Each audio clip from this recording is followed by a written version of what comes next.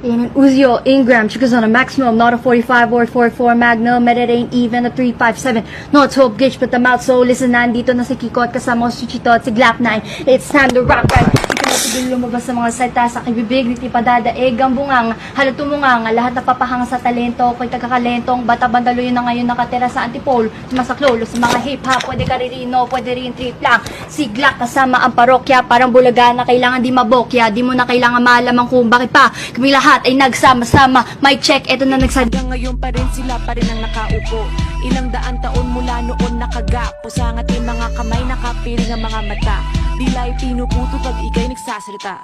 Tulad ni Rizal na panulat ang pinairal. Si Andres ay pinatay ng kanyang mga kakulay. Yo hablo Espanyol, si Senyor Conyo. Ako ay isang mestisong Indio po. You a friend of Uncle Sam, yo my man I am. I don't speak Tagalog but I try to understand. Pilipino ka ba, banz?